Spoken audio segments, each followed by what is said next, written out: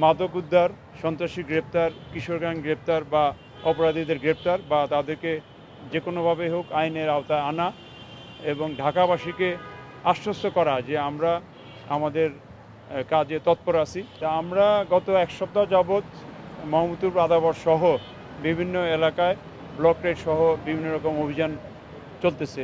আপনারা কভার করছেন সেই জন্য ধন্যবাদ। আজকেও আমাদের 8টা ডিভিশনের মধ্যে 5টা ডিভিশনের বিভিন্ন এলাকায় অভিযান চলছে। কোনোটা শেষ হয়ে গেছে সন্ধ্যা থেকে, আবার কোনোটা এখন শুরু হচ্ছে। এর মধ্যে মতিঝিল ডিভিশন, ওয়ারী, রমনা, মিরপুর, গুলশান।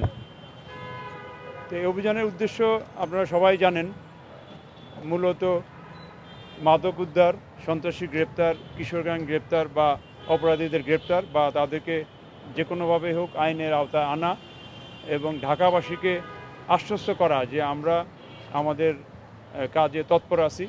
তারা যেন নিশ্চিন্তভাবে তাদের কার্যক্রম বা তাদের চলাফেরা করতে পারে।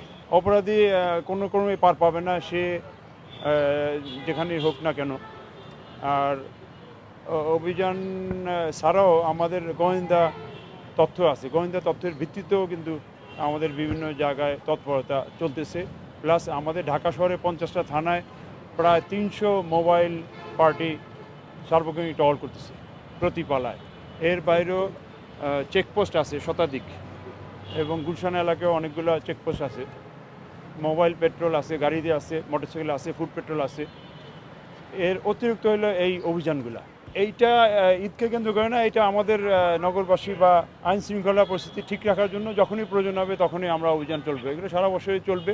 তবে এই রমজান মাস বা ঈদ কেন্দ্র করে কোনো কারণে যদি চাঁদাবাজ বা অন্যান্য ক্রিমিনালরা তৎপরতা বাড়ায়, যেহেতু রমজান মাসে একটা ইকোনমিক অ্যাক্টিভিটি হয় বিশেষ করে, এর বাইরে কিন্তু আমাদের প্রত্যেকটা মার্কেট এলাকায় ফোর্স মোতায়েন করা আছে যাতে মার্কেটের আশেপাশে ছিনতাই না হয়।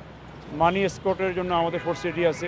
মার্কেট থেকে যারা মালিক তারা যদি মানি পরিবহন করে ব্যাংকে নিতে চান সেই সাপোর্টও দেওয়া হচ্ছে।